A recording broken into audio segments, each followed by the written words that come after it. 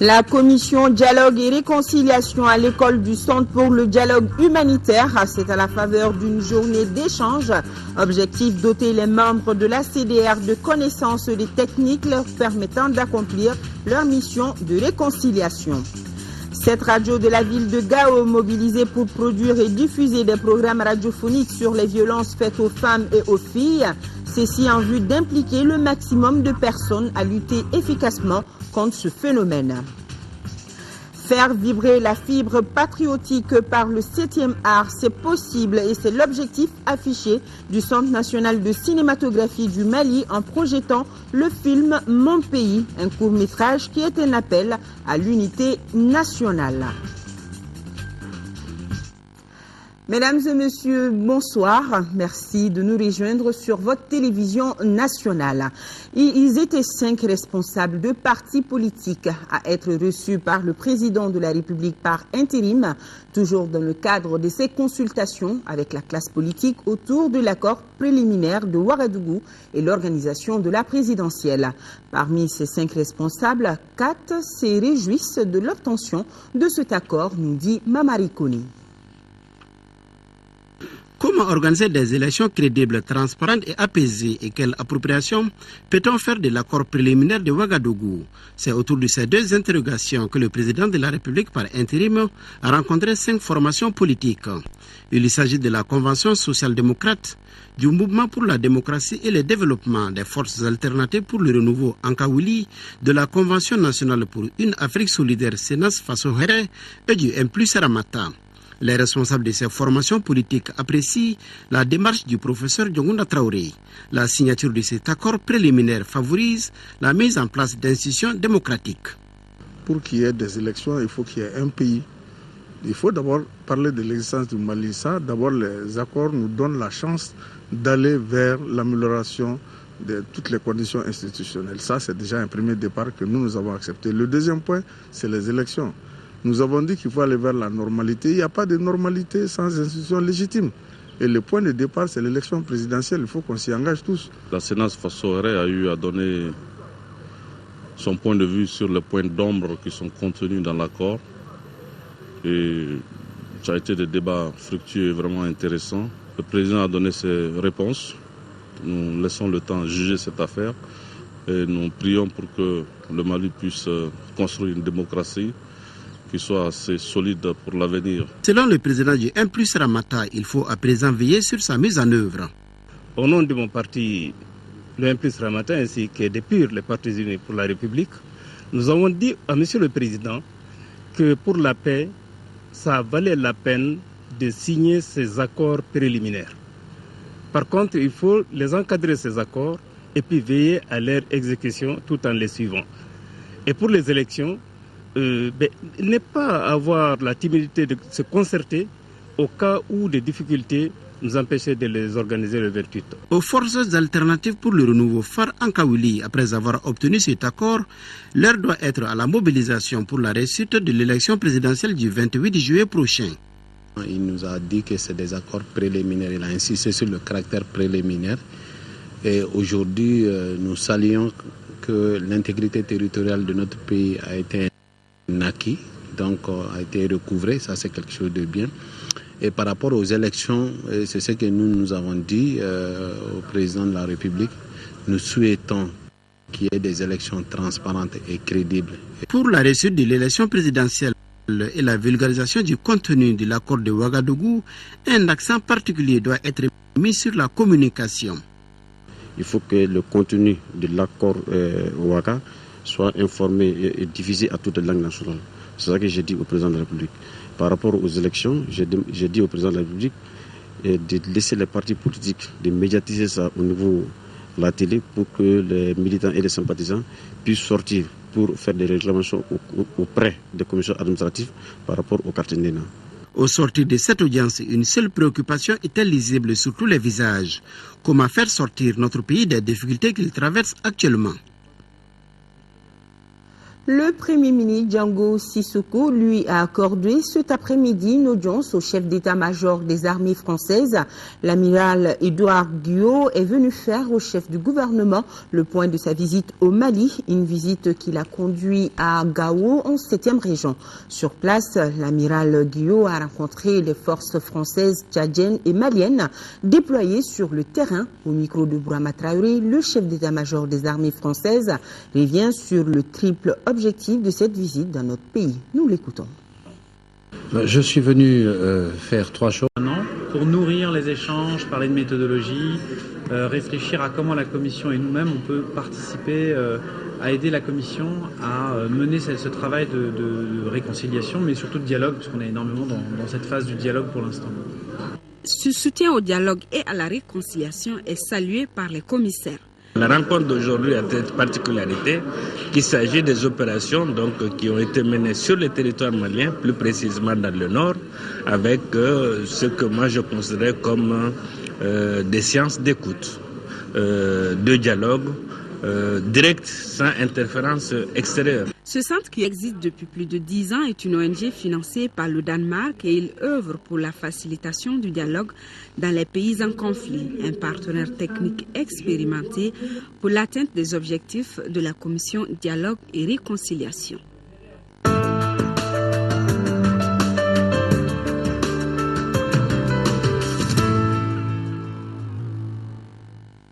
Le gouverneur du district de Bamako convie en réunion le mercredi 26 juin 2013 à partir de 10h dans la salle de conférence du gouvernorat. Les représentants de la société civile, les coordinateurs des chefs des quartiers, les chefs de quartier, les responsables du Récotrad, les responsables des associations des femmes et du conseil des jeunes du district de Bamako. L'ordre du jour portera essentiellement sur les échanges relatifs aux préparatifs des élections et le lancement des opérations de distribution des cartes Nina dans le district de Bamako. Et les derniers lots de cartes Nina sont arrivés ce matin au bureau des douanes à Faladje. Cet arrivage complète le nombre attendu. À noter qu'à ce jour, les autres matériels tels les urnes et les isoloirs sont tous disponibles. Mahamadou Doumbia, les détails. Les reliquats des cartes Nina sont arrivés à Bamako, réceptionnés devant les forces de l'ordre par un représentant du ministère de l'administration territoriale, de la décentralisation et de l'aménagement du territoire et un représentant de la CENI. Ces lots complètent les cartes déjà reçues à 6 877 449 cartes Nina. Cette livraison concerne les localités de Ségou, Koulikoro et Bamako. Ça veut dire que nous avons la totalité des cartes Nina. Ces cartes ont été confectionnées suivant un fichier remis par la DGE qui comporte l'ensemble des électeurs potentiels et environ 6 877 449 électeurs. Et les cartes ont coûté 8 514 720 000 francs CFA, entièrement financés par le budget national. En plus des cartes Nina, l'ensemble des autres matériels tels les urnes et les isoloirs sont fin prêts. Nous, au niveau de la série, nous sommes satisfaits. Nous avons effectué une mission de supervision déjà à Lyon au moment de la production des cartes Nina. Nous venons de superviser également la réception du dernier lot des cartes Nina. Ce qu'il y a maintenant, il s'agit de faire une mobilisation et pour cela, les partis politiques, le citoyen, la société civile, l'administration, tout le monde doit y mettre du sien pour que les cartes soient retirées. Et toujours avec le gouverneur du district de Bamako qui convie en réunion le jeudi 27 juin 2013 à partir de 10h dans la salle de conférence du gouvernorat. Les représentants des partis politiques du district de Bamako et l'ordre du jour portera essentiellement sur les échanges relatifs aux préparatifs des élections et le lancement des opérations de distribution des cartes Nina dans le district de Bamako. Lancement en arabe par l'ONG Association de formation et d'appui au développement AFAD, le PNUD du projet de processus électoral. Le but est d'outiller les leaders locaux pour un vote massif et sans contestation. La correspondance de Seydou Traoré. À travers le projet d'appui au processus électoral, l'ONG Association de formation et d'appui au développement AFAD et le PNUD entendent jouer leur partition pour un vote massif et sans contestation. Il s'agit ici de mieux outiller les acteurs politiques, associations de jeunes et femmes de cette commune du cercle du Nara sur les notions comme les fondements juridiques des élections, les conditions requises pour être électeur ou élu, les instruments du vote, les procédures d'enlèvement de la carte Nina et les mécanismes de la contestation ou acceptation des résultats du vote. Nous visons vraiment des élections crédibles, transparentes et apaisées. La seule contribution utile actuellement au niveau du Mali, c'est de contribuer pour une réussite de ces élections-là. En Nara, les principes de vote, la mission des observateurs ou encore le rôle de la femme dans le processus de la gouvernance sont désormais des notions bien maîtrisées par la quarantaine de participants. Ils ont appris beaucoup de choses. Et ce qu'ils ont appris, ça va vraiment apporter un souffle nouveau aux élections au Mali. Ça va encore apaiser les populations. Nous sommes tous mobilisés pour quand même avoir un vote massif en juillet 2013. Au cours de la cérémonie, les autorités administratives ont rassuré les populations de Ouagadougou et les partenaires de la grande sécurité qui règne dans le cercle du Nara. Et nous avons sous tout message du président de la Commission électorale nationale indépendante, CENI, qui a l'honneur d'inviter les chefs des partis politiques et les présidents des organisations de la société civile à un échange d'informations sur le processus électoral le jeudi 27 juin 2013 à 10h dans la salle de banquet du Centre international de conférence de Bamako. La Fédération des associations féminines de Kati a procédé au lancement officiel de ses activités de sensibilisation et de mobilisation. C'était en présence d'une foule de femmes acquises déjà à la cause, c'est-à-dire la réussite des prochaines échéances. Abdraman Maïga. Avec plus de 51% de la population active, les femmes n'atteignent pas encore les 30% dans les instances de prise de décision. Cette situation interpelle toutes les couches socio-professionnelles de notre pays et plus spécifiquement les femmes victimes de cette situation anormale. Voilà toute l'importance de cette campagne de sensibilisation et de mobilisation de la Fédération des associations féminines du Cercle de Kati. Créée le 15 juillet 2012 avec 36 associations, la Fédération des femmes de Kati ambitionne de se lancer dans une vaste campagne de sensibilisation de leurs concerts afin qu'elles se mobilisent pour retirer leur carte d'électeur pour voter en faveur du changement. Pour la présidente de cette fédération, Mme Diakité Mariam Koulibaly, la cloche a sonné et le moment est arrivé pour que toutes les associations de femmes se donnent désormais la main pour lutter et aboutir au progrès, celui d'améliorer la participation des femmes dans les instances de prise de décision. Cette initiative de la Fédération des associations féminines de Kati est le point de départ d'une profonde mutation selon les autorités politiques ou administratives du Cercle de Kati. Des autorités qui, après avoir salué l'engagement de ces femmes, les ont invitées à s'investir davantage pour matérialiser cette aspiration au changement. Une ambition dont la concrétisation passe forcément, selon le premier adjoint au préfet du Cercle de Kati, par 3 points. Le renforcement des capacités des membres de la fédération et le bon positionnement des femmes sur les listes des partis politiques, le tout soutenu par une forte cohésion entre elles d'abord.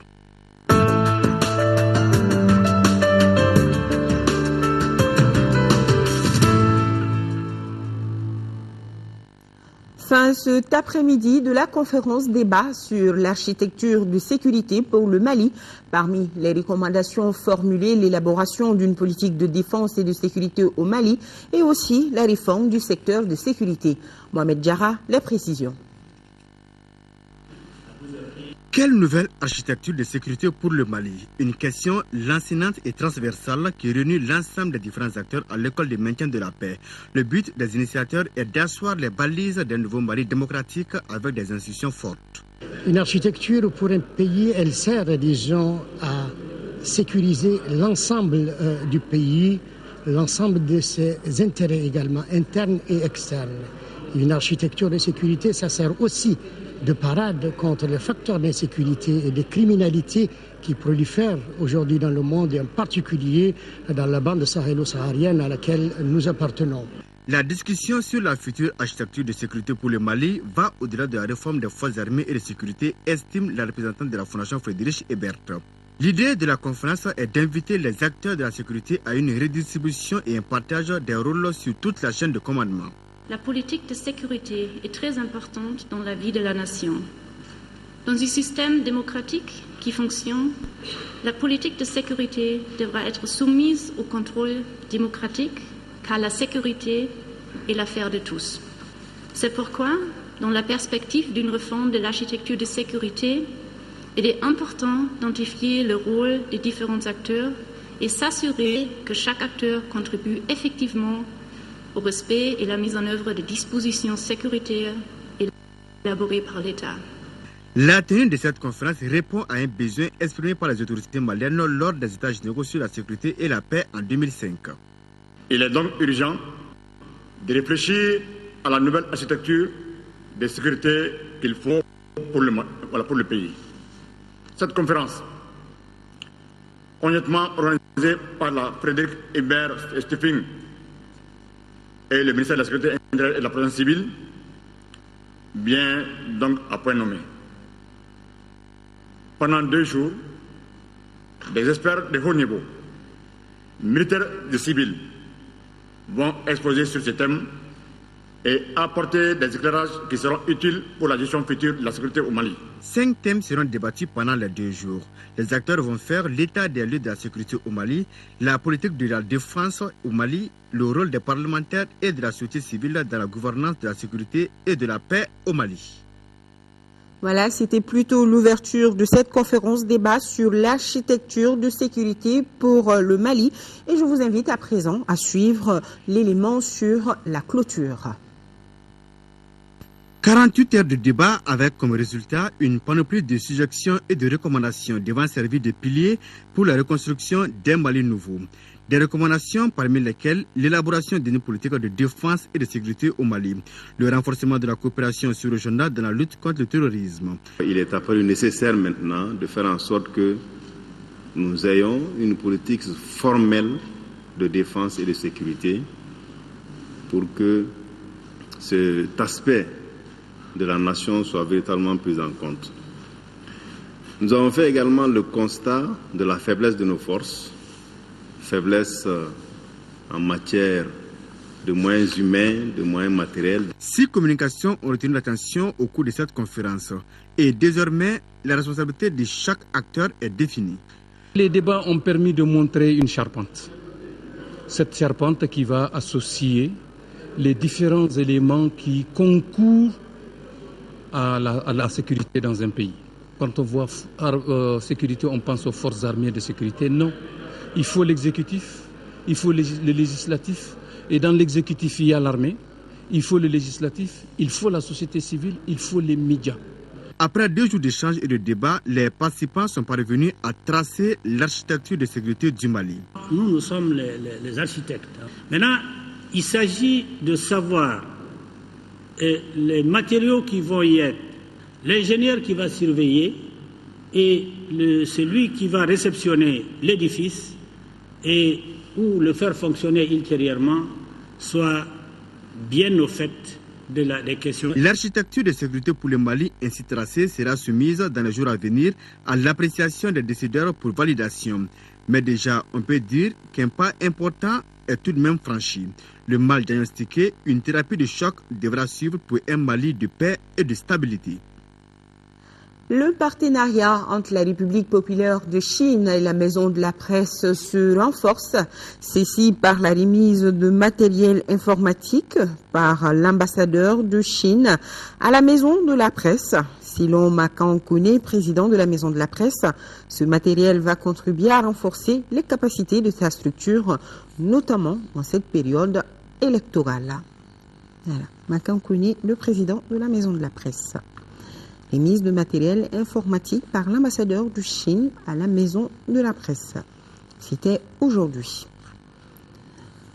Demain, 26 juin 2013, c'est la journée internationale de lutte contre la drogue.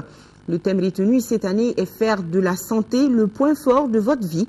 Et c'est d'ailleurs en consistance le message du ministre de la Sécurité intérieure et de la Protection civile, général Tchefin Konaté, à l'endroit des jeunes. On l'écoute des propos recueillis par Batraouri. Au regard de la jeunesse de sa population, environ 47%, le thème de la journée 2013 représente un intérêt certain pour le Mali.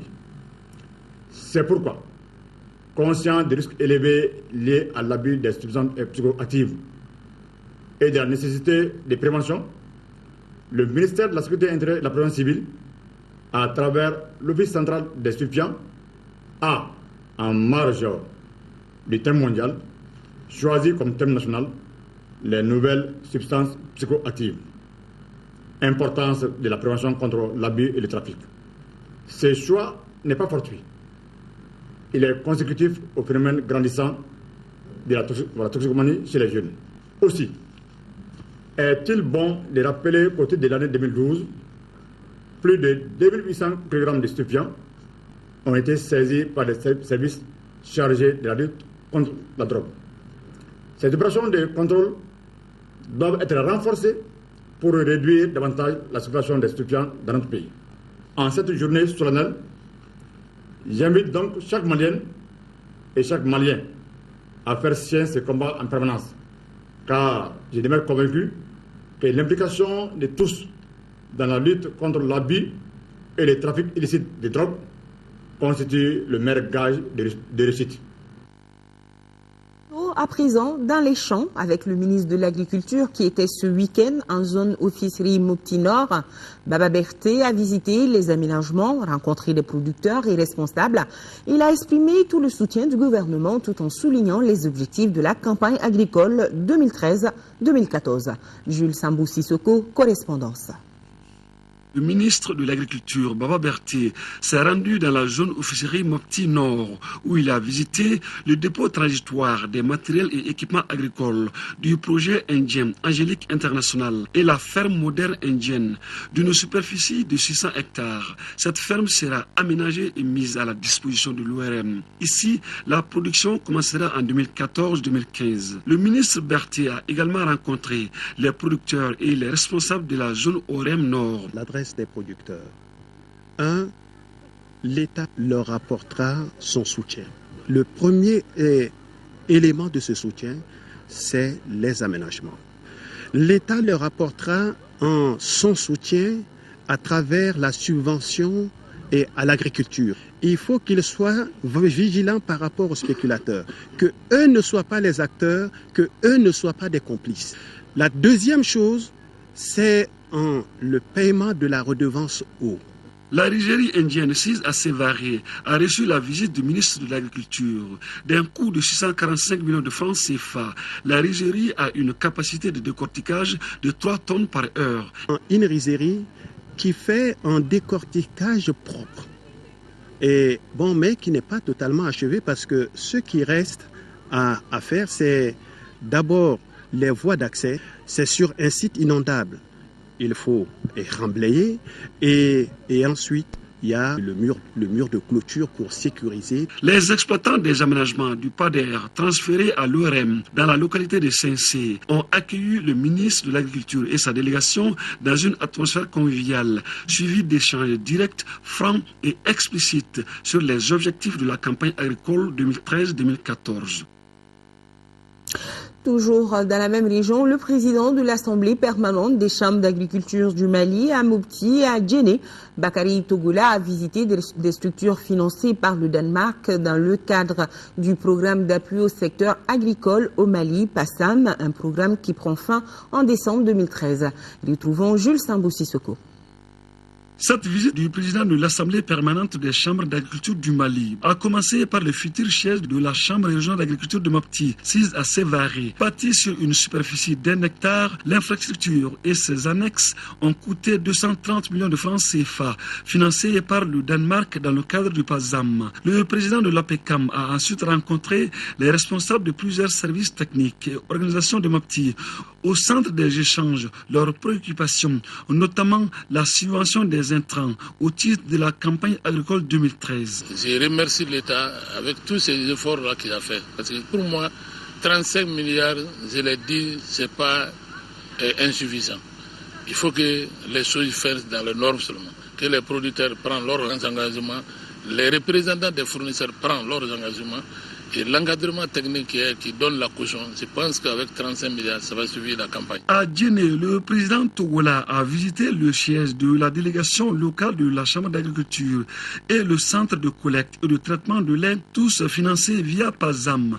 La deuxième structure a coûté 120 millions de francs CFA aux partenaires danois et 4,7 millions aux bénéficiaires. Le PASAM, c'est un projet qui est venu aider le Mali. Ils ont fait beaucoup de choses pour le monde rural. Mais il y a des équipements qui manquent. Il y a des sièges qui ont été construits sur un terrain.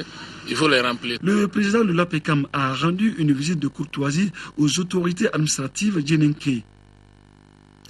Autre grand titre de ce journal, la Direction nationale de la famille, de la promotion de la femme et de l'enfant et les radios de proximité de Gao s'associent pour lutter contre les violences basées sur le genre. Les 7 radios de la ville de Gao vont produire et diffuser des programmes radiophoniques sur les violences faites aux femmes et aux filles en vue d'impliquer le maximum de personnes à la lutte contre ce phénomène.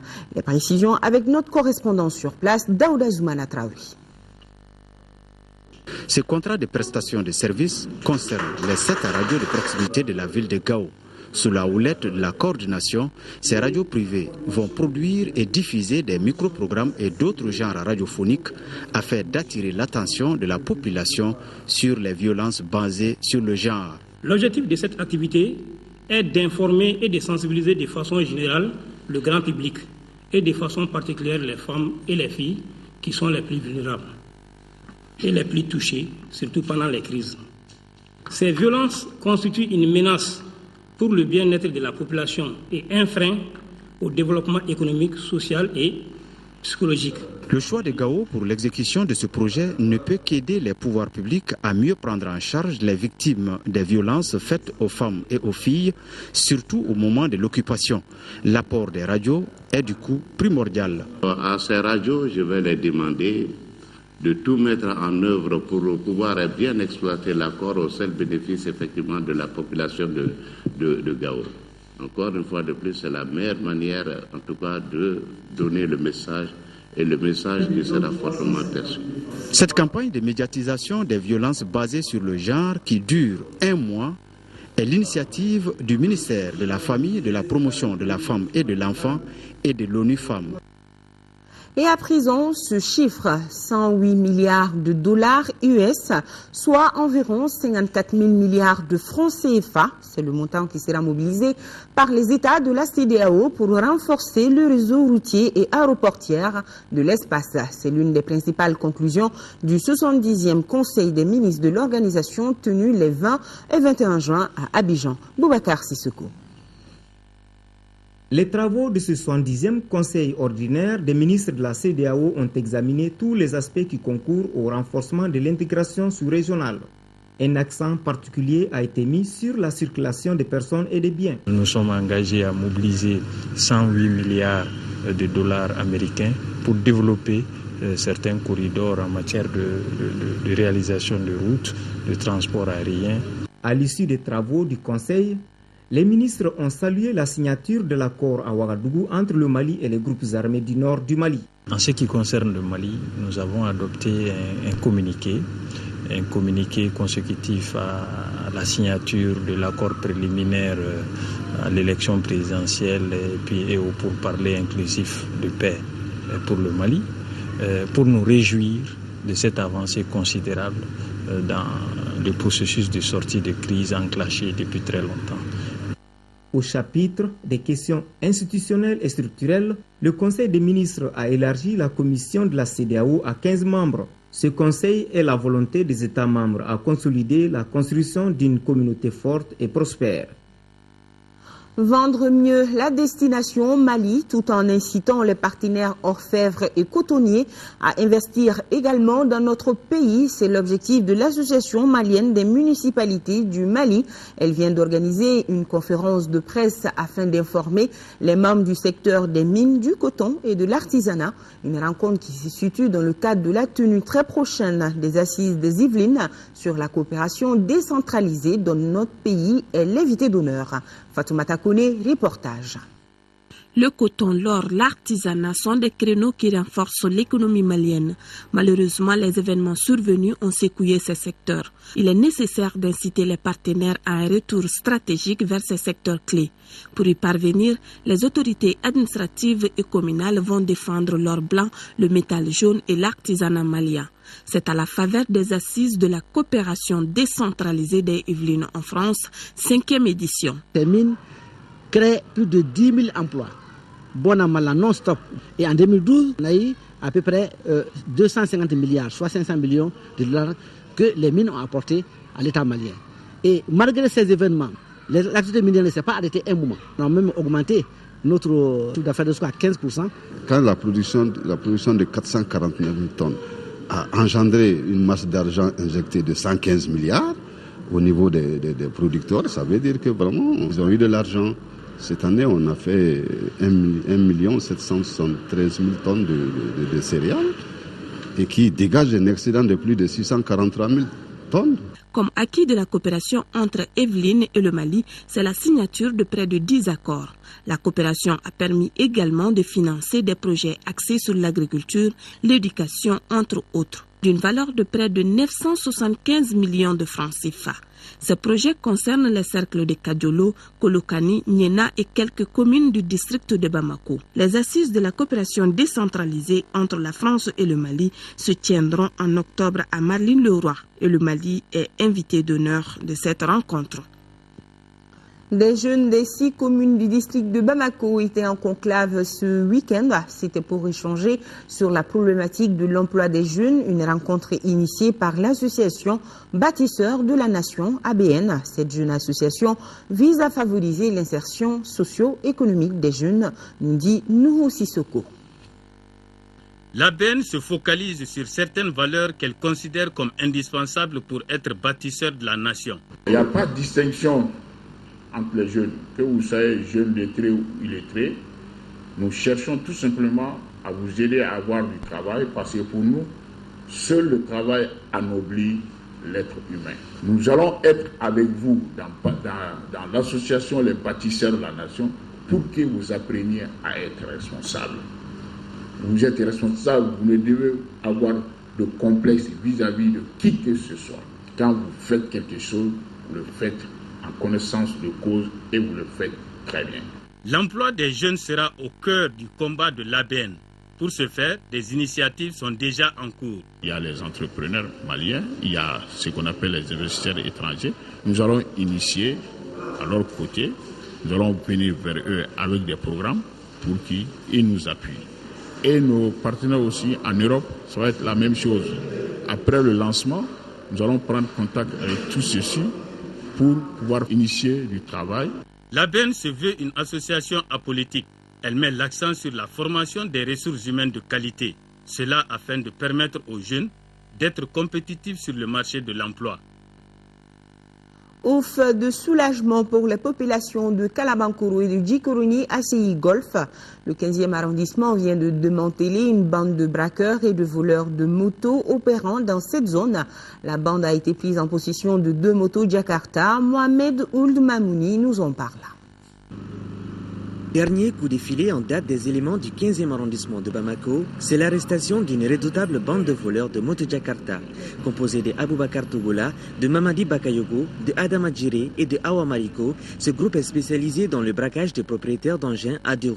Nous avons enregistré des plaintes suite à des cas de braquage du fait de certains individus armés. C'est pourquoi notre hiérarchie nous a instruits d'intensifier les opérations de patrouille. Le 17 juin 2013, à partir de 3h30, notre équipe de patrouille a procédé à l'interpellation de ces 4 bandits-là.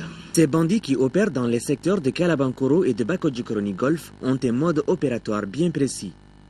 Ils forment des grains au bord de la chaussée. Ils suivent les mouvements des usagers. Après, ils procèdent à l'inflature. À des endroits isolés ou non fréquentés, ils procèdent à des braquages avec des armes, souvent de fabrication artisanale. Ils procèdent à l'enlèvement des engins de la victime. Le démantèlement de cette bande de voleurs est le résultat d'une vaste opération lancée par les éléments du 15e arrondissement de Bamako.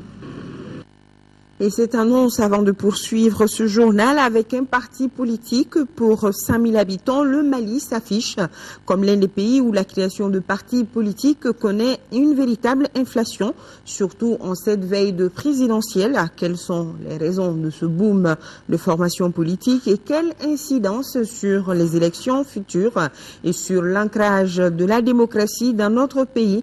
La réponse à ces interrogations, c'est dans Présidentielle 2013.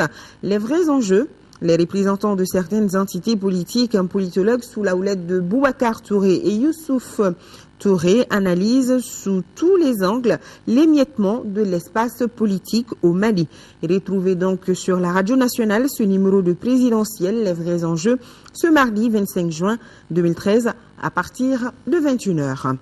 Un mot de culture et nous vous amenons au centre Joliba qui vient de lancer un nouveau concept dénommé Un livre, un auteur. Ce nouveau concept de critique littéraire a démarré avec l'ouvrage de Noumou Ben Diakité, Mourir pour l'Azalaï. Nando Dambélé nous explique le procédé.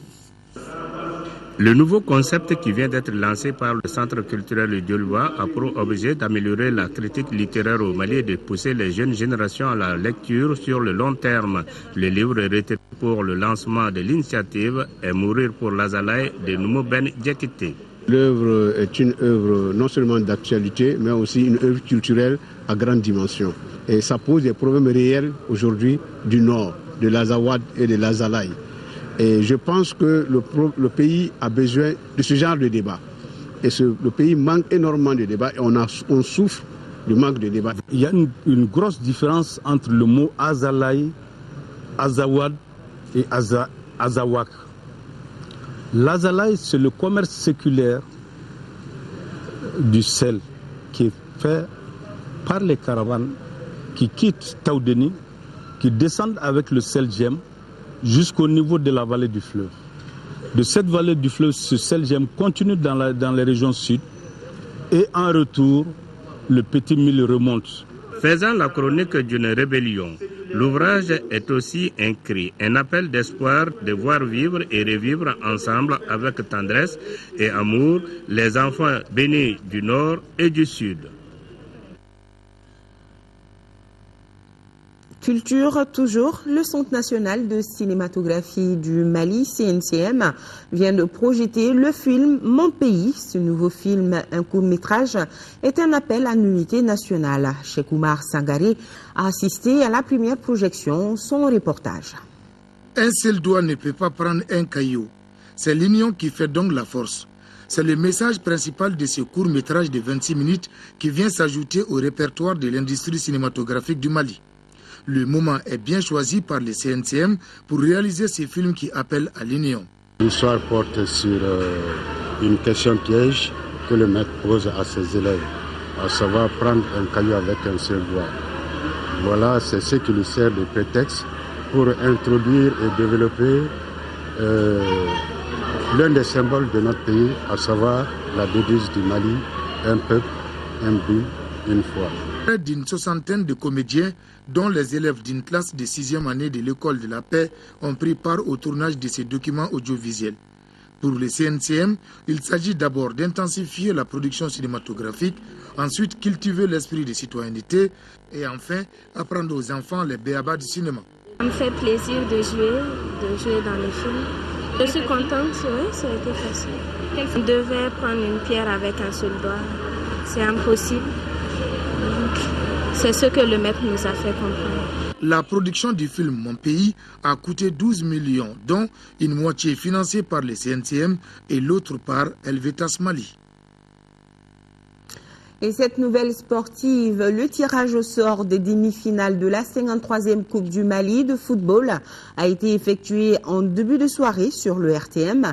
Samedi, le Joliba AC rencontre le club olympique de Bamako et le stade malien de Bamako joue dimanche contre le Niana de Koulikoro. Les deux matchs sont prévus au stade Modibo Keïta.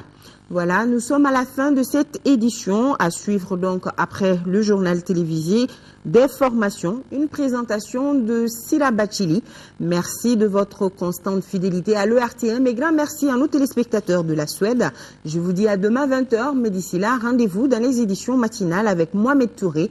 Bonne suite de programme et n'hésitez pas à visiter notre site web www.ertm.ml. Bonsoir à tous.